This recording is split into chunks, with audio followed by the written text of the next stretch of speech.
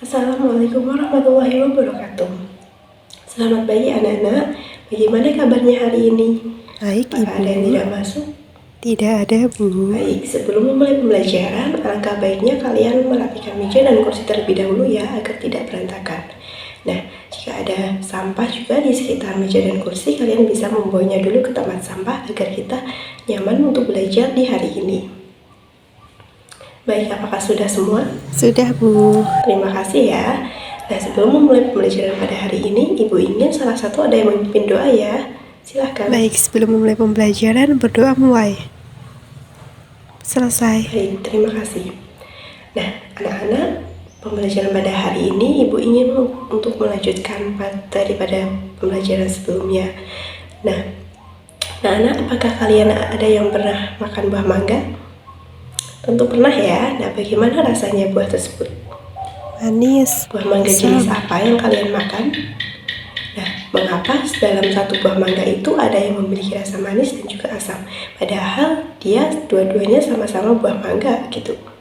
Apakah penyebabnya? Apakah ada yang tahu?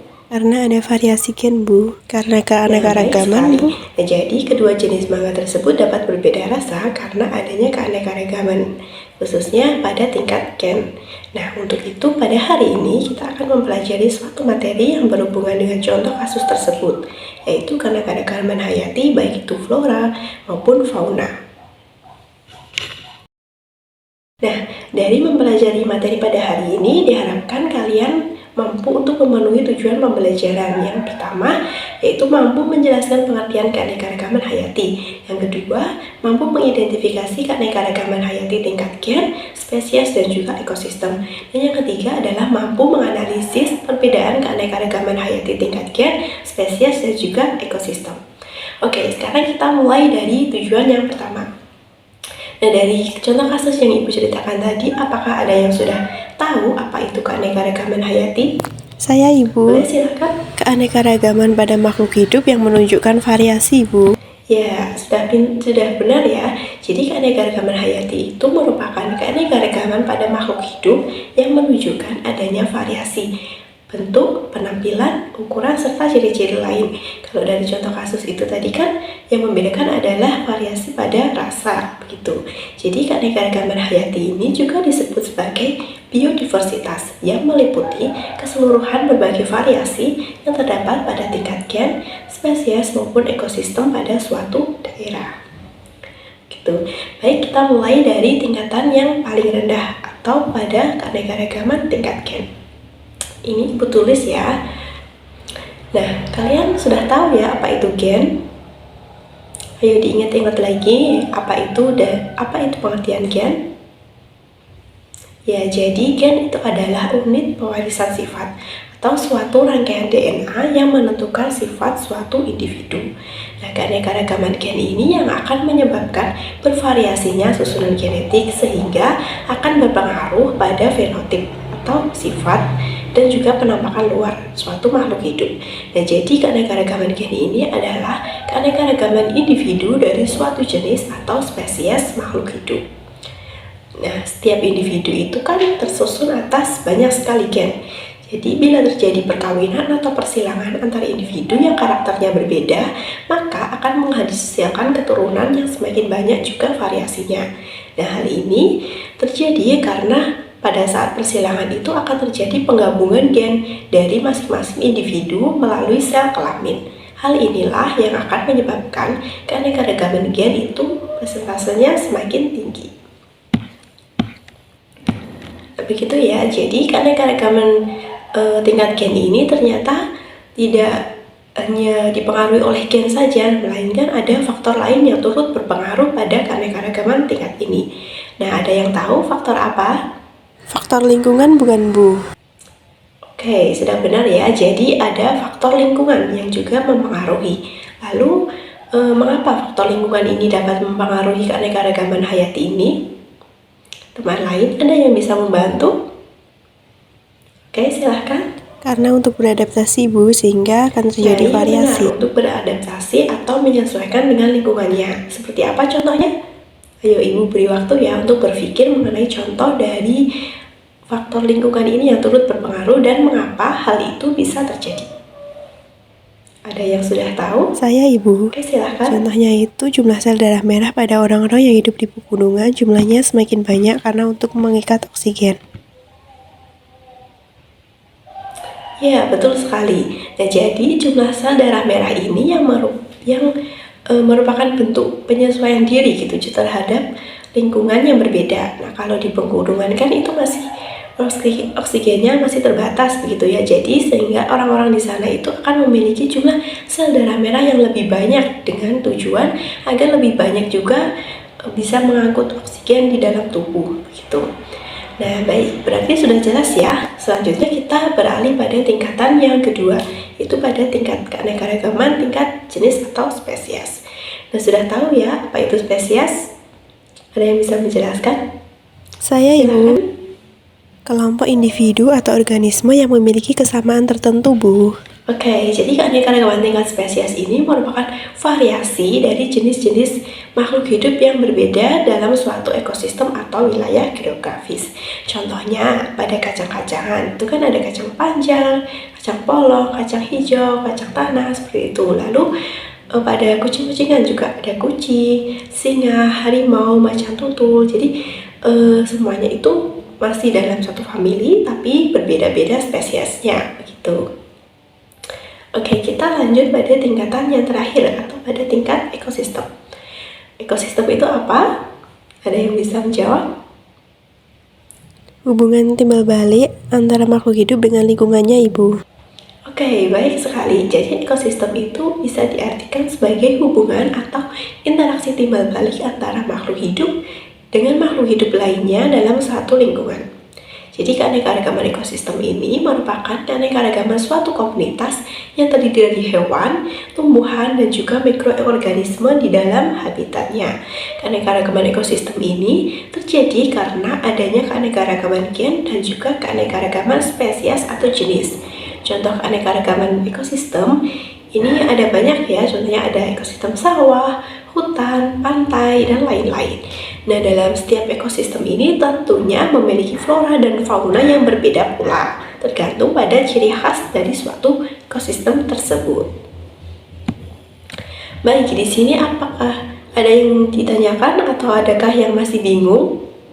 Saya izin bertanya, Ibu. Oke, boleh, silahkan ditanyakan. Saya masih bingung untuk cara membedakan antara keanekaragaman tingkat gen dan juga spesies, Ibu. Apakah ada cara yang lebih mudah? Baik, terima kasih. Pertanyaannya bagus sekali.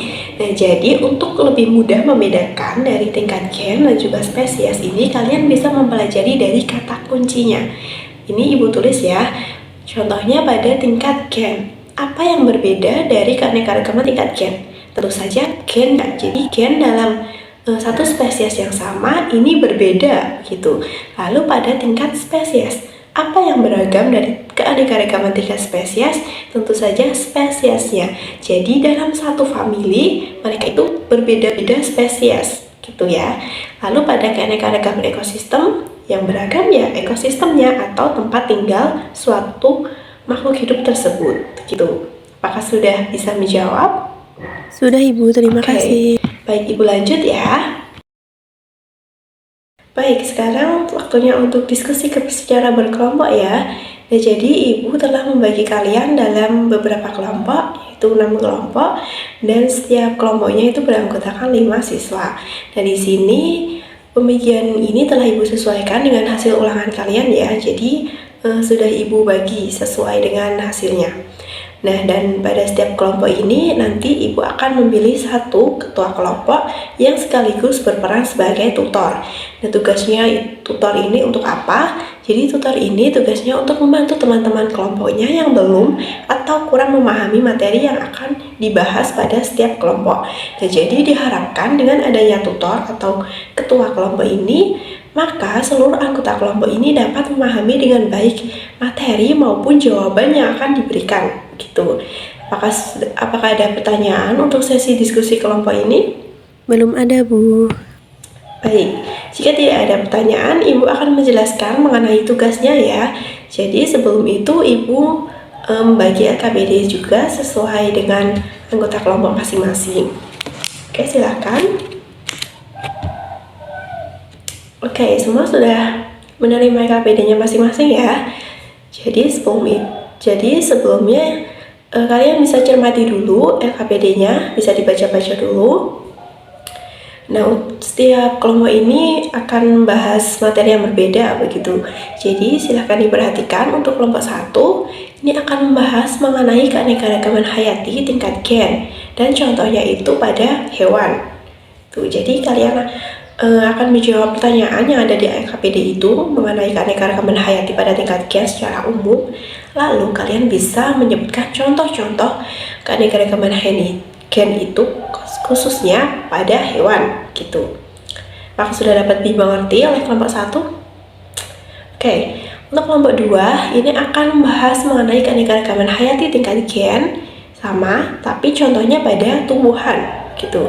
Jadi kelompok 1 dan 2 ini mengenai keanekaragaman hayati pada tingkat gen, namun contohnya yang berbeda. Kelompok 1 pada hewan dan kelompok 2 pada tumbuhan. Lalu untuk kelompok 3 akan membahas mengenai keanekaragaman hayati pada tingkat jenis atau spesies, dan contohnya pada hewan. Lalu kelompok 4 itu akan membahas mengenai keanekaragaman hayati pada tingkat jenis atau spesies juga, namun contohnya pada tumbuhan. Lalu kelompok 5 akan membahas mengenai keanekaragaman hayati pada tingkat ekosistem, dan contohnya pada ekosistem darat. Jadi kalian membahas mengenai keanekaragaman hayati pada tingkat ekosistem secara keseluruhan, lalu kalian bisa menyebutkan kayak faktor pada ekosistem darat, faktor abiotik dan juga biotiknya. Untuk kelompok 6 juga sama, membahas keanekaragaman hayati pada tingkat ekosistem, namun contohnya pada ekosistem air.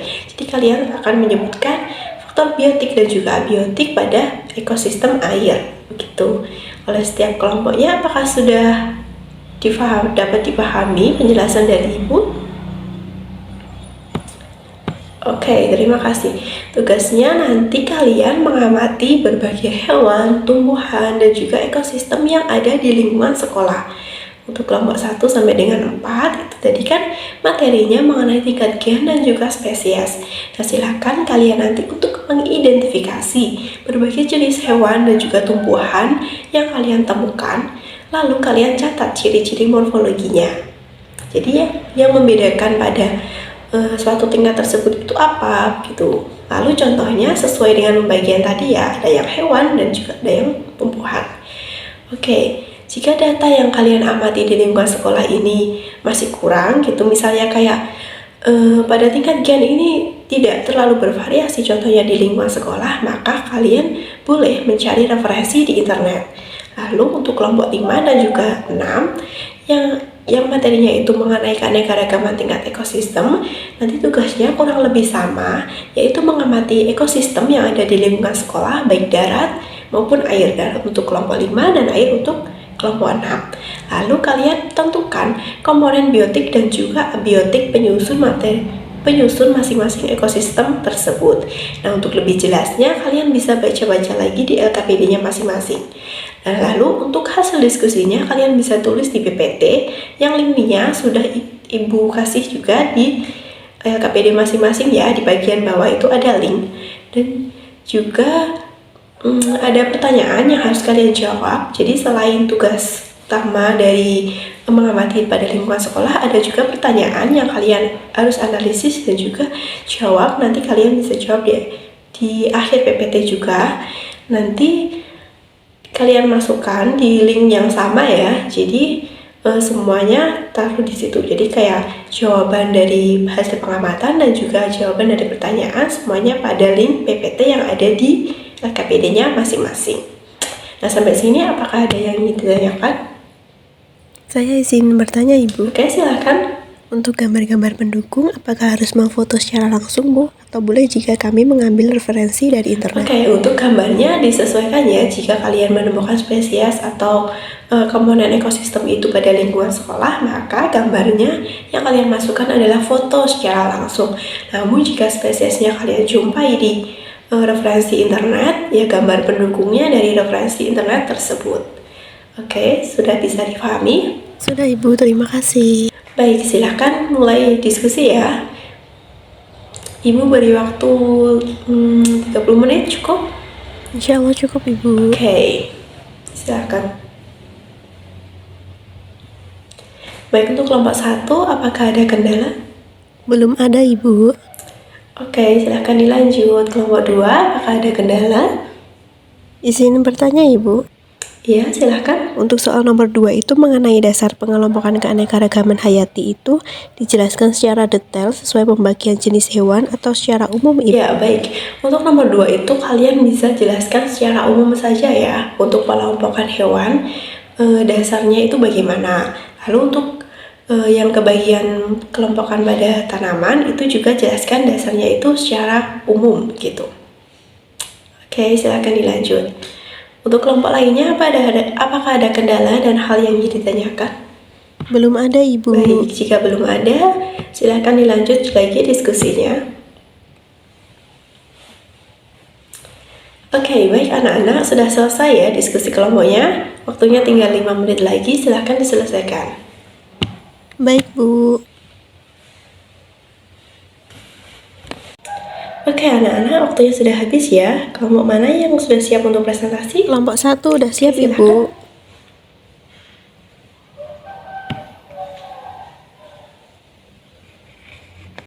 Baik, izin mempresentasikan, kami dari kelompok 1 ingin mempresentasikan hasil diskusi kami.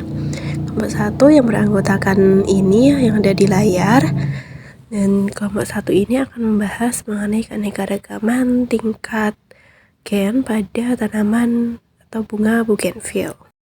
Di sini kami kelompok 1 menemukan berbagai variasi gen pada bunga bougainville. Yaitu yang pertama itu ada bunga bougainville dengan warna pink, yang kedua itu ada bunga bougainville dengan warna putih, yang ketiga itu ada bunga bougainville dengan warna ungu atau violet, dan yang terakhir itu ada bunga bougainville dengan warna orange. Next, di situ ada dasar pengelompokan. Nah, bunga bougainville ini termasuk dalam keanekaragaman gen karena menunjukkan variasi dalam susunan gen pada individu-individu sejenis. Nah, gen-gen ini menghasilkan berbagai variasi dalam tampilan seperti warna mahkota bunga, ukuran daun, dan juga tinggi pohon. Nah, bunga bougainville ini memiliki banyak varietas dengan karakteristik unik. Seperti yang pertama itu ada bougainville afterglow atau bunga bougainville dengan kelopak jingga, merah muda, dan juga koral yang cantik. Lalu yang kedua ada bougainville California gold. Nah, bunga ini memiliki gradasi warna kelopak dari emas hingga ke jingga. Lalu ada bougainville gold rush. Nah, bunga bougainville ini memiliki warna kuning keemasan yang cerah. Lalu ada bunga bougainville Bombay Bobby Allison yang mekar di awal musim panas dengan warna fuchsia dan juga memiliki daun yang kokoh. Lalu ada bunga bougainville Bombay Baby Victoria, yaitu bunga yang mekar sepanjang tahun dengan warna magenta. Lalu ada bougainville Baby Lawrence dengan warna keunguan lembut, mekar sepanjang tahun. Lalu ada bougainville Cherry Blossom yang mekar sepanjang tahun dengan warna merah muda yang hampir terdegradasi ke putih. Lalu ada bougainville Coconut Ice, yaitu varian warna mulai dari merah muda hingga putih. Lalu ada bougainville Alexander dengan warna ungu yang indah yang menggugurkan daun pada waktu tertentu. Lalu yang terakhir ada bougainville Barbara Kars dengan hibrida dengan warna beragam mulai dari magenta hingga scarlet. Next, selanjutnya ada faktor penyebab. Dari keanekaragaman tingkat gen pada bunga bougainville ini memiliki faktor penyebab, yaitu diantaranya yang pertama ada varietas genetik. Nah, bunga bougainville ini memiliki berbagai varietas yang indah dan juga beragam. Nah, setiap jenis bougainville memiliki keunikan dan keindahan yang berbeda-beda, seperti bougainville Bombina Magic dengan bunga bergradasi antara ungu dan juga putih. Lalu ada bougainville Barbara Kars dengan bunga berwarna magenta, merah, dan juga scarlet.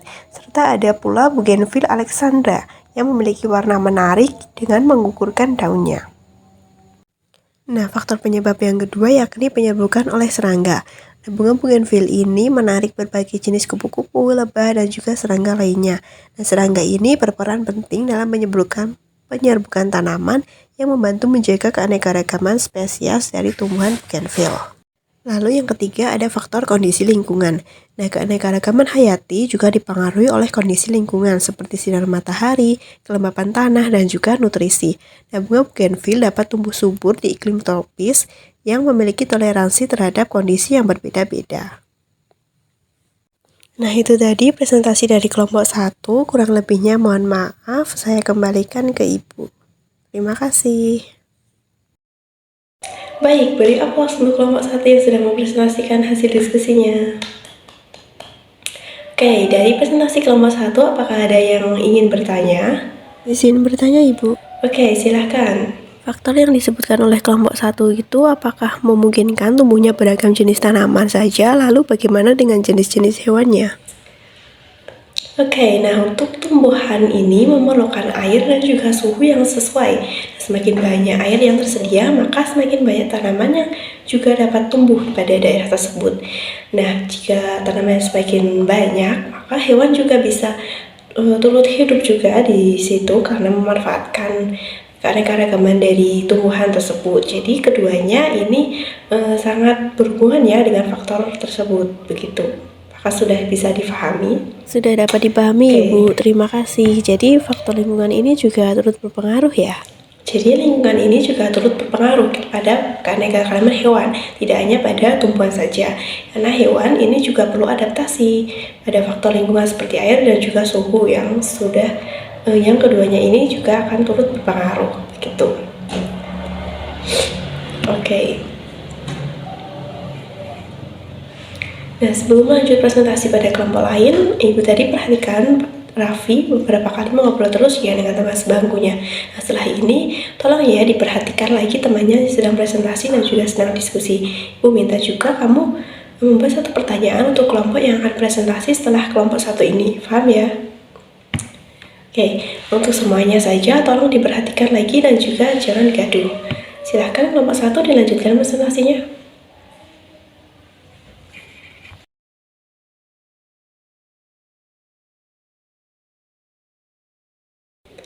Baik, semua kelompok telah memaparkan hasil diskusinya ya. Semuanya sudah sangat bagus sekali. Beri aplaus untuk kita semua. Baik, pada pembelajaran pada pagi hari ini bagaimana anak-anak? Apakah menyenangkan? Menyenangkan, Bu. Oke, mungkin untuk pembelajaran selanjutnya juga menggunakan sesi diskusi yang sama ya. Apakah setuju? Setuju, Bu. Ya, baik. Jadi di hari ini kita telah belajar apa, anak-anak? Keanekaragaman hayati, Bu. Sudah paham ya apa itu keanekaragaman hayati? Paham, Bu. Oke, pengertiannya apa? Apakah ada yang bisa menjelaskan pada Ibu? Saya izin menjelaskan, Bu. Oke, silahkan. Jadi keanekaragaman hayati itu adalah keanekaragaman pada makhluk hidup yang menunjukkan adanya variasi, Bu. Baik, sudah tepat sekali. Lalu tingkat keanekaragaman hayati tadi dibagi menjadi berapa tingkat? Ada 3 tingkat, Ibu. Oke, apa saja? Keanekaragaman tingkat gen, keanekaragaman tingkat spesies, dan juga tingkat ekosistem. Oke, untuk contoh keanekaragaman tingkat gen itu yang seperti apa? Contohnya tadi ada bunga mawar yang berbeda warna, Bu. Untuk contoh keanekaragaman tingkat spesies? Ada spesies tumbuhan kacang-kacangan, Bu. Oke, lalu untuk keanekaragaman tingkat ekosistem itu contohnya seperti apa? Ada ekosistem kolam, kebun, kayak gitu, Bu. Ya, baik. Ibu rasa semuanya sudah memahami dengan baik ya materi pada pagi hari ini.